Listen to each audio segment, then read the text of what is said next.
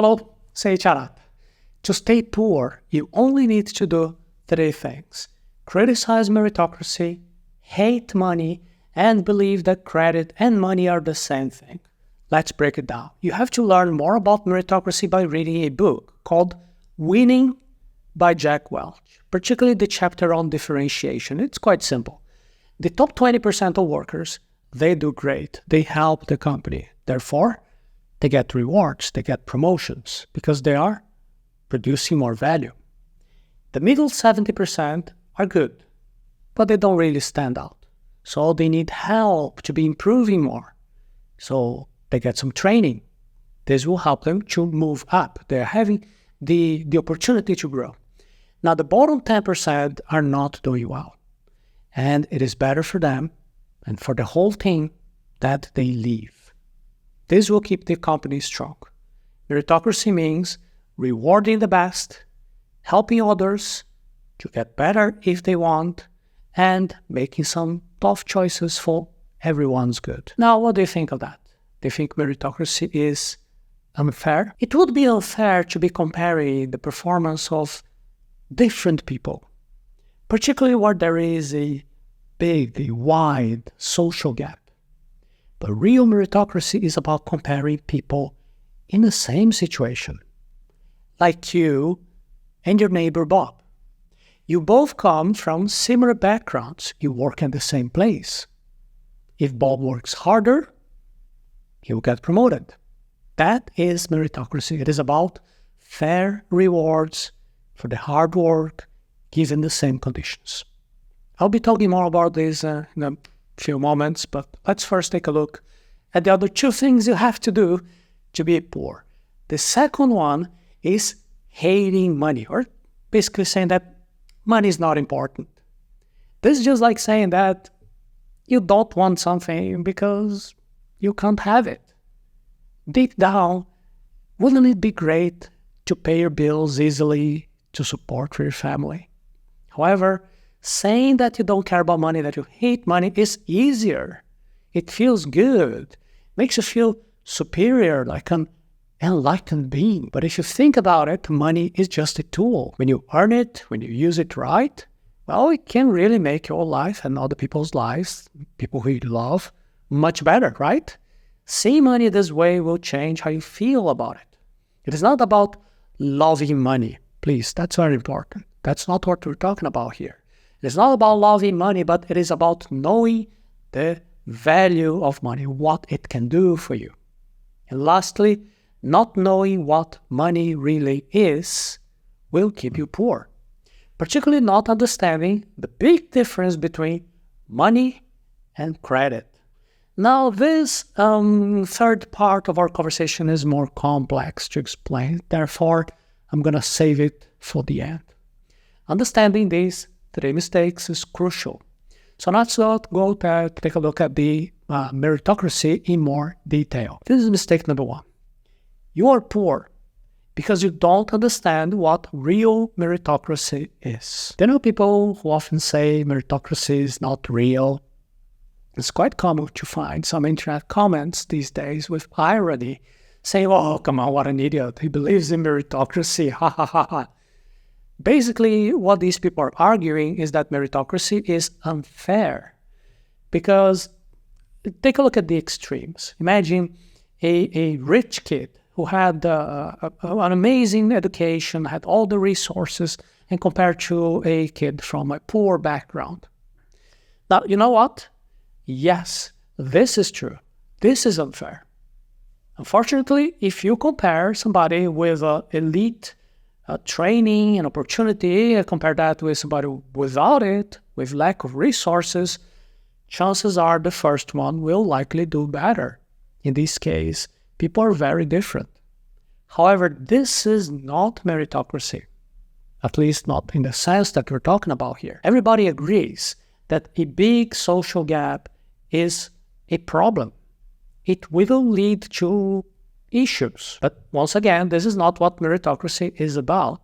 Meritocracy is about comparing similar circumstances. And once again, I bring the example of you and your neighbor. Imagine Bob, the kid next door. Both of you come from, let's say, middle-class families, right? You are on the same level. You both go to the same school. You have similar opportunities. This is the real test of meritocracy. It's not about comparing the extremes, how the richest kid in town, the poorest kid in town. No. It is about you and your neighbor, your colleague, your peer, people who live in a similar environment. Now pay attention, because this is how you can understand meritocracy better. If, for example, you spend all day long playing video games while your neighbor Bob spends time reading, learning new skills, there is a difference, and it is well deserved. There is merit. That's why it's called meritocracy. Do you see how easy, how comfortable it is that when Bob has a better performance compared to you, because of his merit, you would use that card that, meritocracy does not exist. Maybe, people like him very much because he has connections or something else. If Bob puts more work, smarter work, Bob will likely get ahead. Not because of privileges, but because of his choices, because of his hard work. This is the essence of meritocracy, and guess what? The Bob in the story can be you.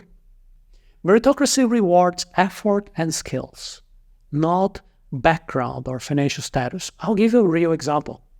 In my company, I reward based on meritocracy, and I am not alone. Smart business people do not care about what is the color of your skin, what is your religion, what is your sexual preference, who your family is, how tall, how handsome you are. None of that matters. None. Smart employers care about results. And if you bring results to the table, you get better pay. Period. Because it makes sense. Oh, okay, you have evidence that in your company where you work, they don't apply meritocracy based on results?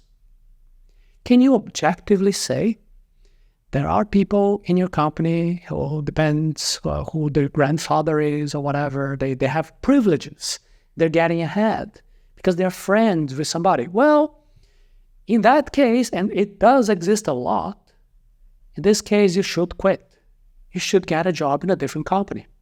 And I'm pretty aware that many companies have internal politics where meritocracy is not real, where people are being privileged, depending on who they are.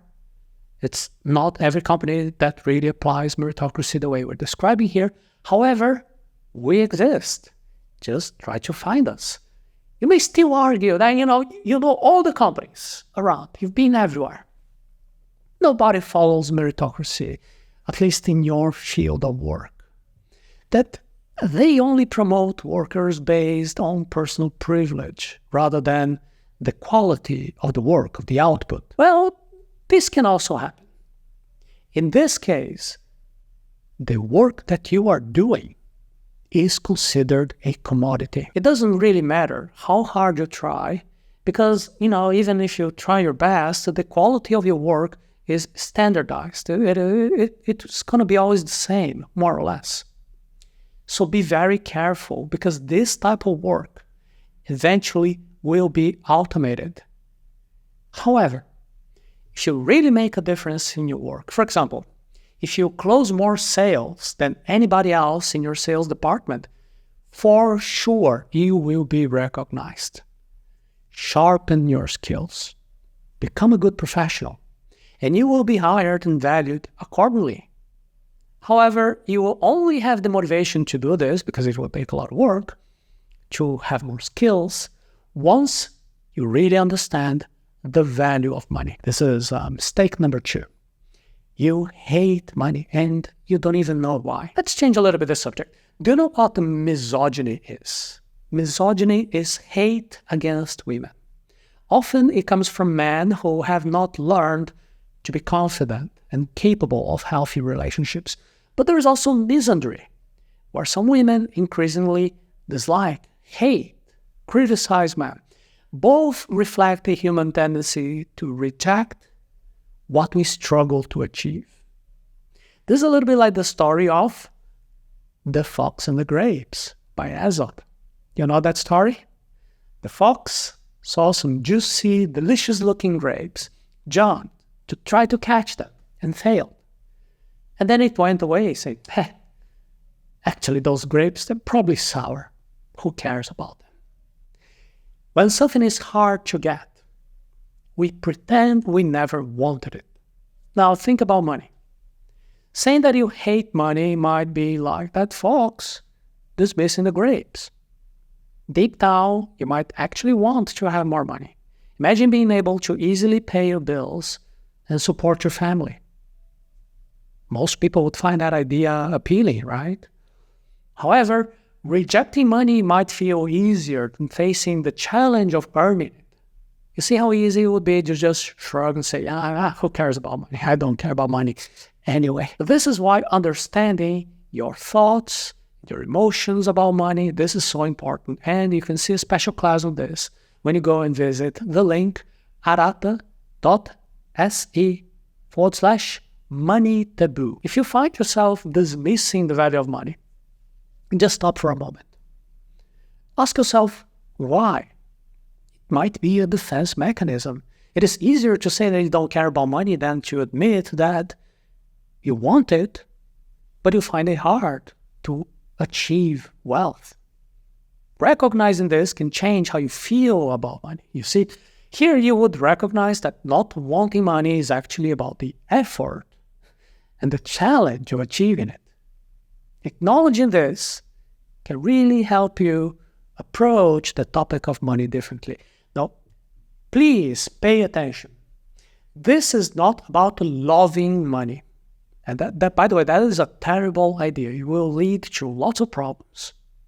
This is about understanding the value of money and what money can do for you and for your loved ones. Your maturity, that will happen when you finally understand that money itself is not bad. It's just a tool.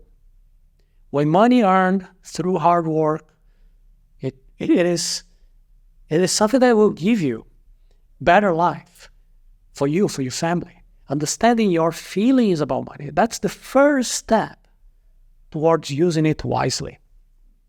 However, you'll never be able to do that. At least you won't do it right if you don't even understand the nature of money. That's mistake number 3. You don't even know what money is. How can you become good at playing chess if you wouldn't even know what chess is? Not even say about the chess rules. Just try to imagine like the people who don't even know the concept, what is a chess game? In a similar way, you'll always be poor if you do not know what money is. What is money? The money in your bank? That's not real money. That is a promise. That is a contractual obligation. And as an obligation, it can be breached. It is just a form of credit. If that bank fails, it cannot fulfill the obligations to you, cannot give your money back. So please do not get tricked here. Some people say, there's this veneer explanation. Oh, no, but my government has this deposit guarantee, the bank breaks, and the government will give me money. But that's not the point. The point is, when the money is not in your hands, a bearer instrument, all you have is credit. And credit is a promise. And the promise may not be fulfilled. Banks can freeze your account. They can limit your access. Just do your research. You're going to find plenty of situations. This happens in many places, and it will continue to happen because of the architecture. That's how it is. Now, pay attention, because the world is changing right now. There is also something new. This is called central bank digital currencies, CBDCs, that make it even easier to freeze and limit how you try to use your savings. CBDCs, they are not money. They are actually social credit. It's a form of control of the population. And I warned you in the beginning that this third part of our conversation takes some extra work for you to understand. And it is worth it. If you do what I'm saying right now, you will thank me later in a few years. So please do yourself a favor. Instead of wasting your time watching your favorite TV series or just scrolling on social media today without a real purpose, make sure to dedicate at least 1 hour to research about the dangers of CBDCs to personal freedom. And then you will learn that CBDCs will make it easy to completely freeze your cash, so then the government can control your behavior. CBDCs will limit your freedom, your right to property. You can check a special video made about this. You can go to the link arata.se/money4040. And I know this is a lot of new information. Probably haven't heard any of this before. And to be really able to understand what I'm saying to you, you will have to be checking all these other references that I'm sharing here. So here's a quick tip for you to easily understand if you have real money or not. If, for whatever reason, you cannot use your money, that's not money. That is credit. And on top of that, there is another problem. That's called dilution of value. If whomever is who controls the money, if that entity has the power to issue more money, the proportion of your savings now is smaller. Do you understand that? And if you can be diluted, you are a slave because you're being forced to work more than you should because your savings now are worth less and less because of inflation. I know I just told you a lot of information in a very compact way. That topic will also take you another 2 hours of research to understand. If you want to go deep into this, you can research 2 keywords. One is called senior rush. The other one is cantillon effect. I mentioned both here in our Arata Academy YouTube channel. For senior rush, you can visit the link arata.se/money37. And for the cantillon effect, you can visit the link arata.se/money32. The dilution of money is why, for example, you see, I don't know if you had that experience. You go to the dentist, you go to a medical doctor, and you notice that on their computer screen, they're actually checking their stocks, they're checking their investments, even during work time. There's a good friend of mine, he's the chief of police. He tells me sometimes he's walking around in the police station and the staff is checking the price of stocks on their phones. I'm quite sure this also happens in your workplace as well. Isn't this weird? Shouldn't doctors be, learning about the latest medical journals, the new research? Maybe police officers should be using their computers to catch criminals or something? Now, the reason why we do this is because our savings are being diluted. When your money that you get as the payment, the salary, when it loses value over time, now you have incentives to search around, to take risk, and try to get some dividends or some capital gain in the stock market, just to catch up to inflation. And this is not normal. This is not healthy. This encourages a society based on gambling and risk-taking. You see, most people should not be on the stock market.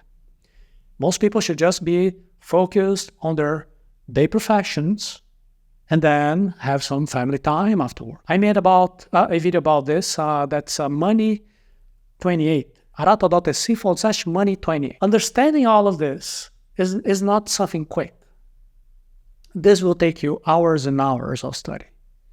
To really get it, you need to invest time in learning. You need to know what money truly is. Realizing that what you have in the bank is not money, it is just a promise. Realizing that CBDCs are social credit, that will help you get started. And just the fact that you're still here, that you're interested in all of this, that's a great start. So, congratulations. If you want to stay poor, just do 3 things. It's quite easy. Hate meritocracy. hate money and actually don't even learn what money even is. When you believe that hard work does not lead to success, obviously you're not going to try to get ahead by working hard and learning and getting better. Believing that you don't care about money, or that money is bad, or that you hate money, is like saying that you don't want that something that you cannot have. But deep down, wouldn't it be nice to not worry about bills? Money is a tool, and it can be used to make your life better if you use it right. And not understanding money, thinking that money is just numbers in your account, that means you won't see how it's losing value because of dilution, and also how you can be controlled via social credit. Learning how money works and seeing it as a way to improve your life, that is key to not staying poor. And I want to invite you to change all of this by watching a video, a special lesson. We're going to the link arata.se/money taboo.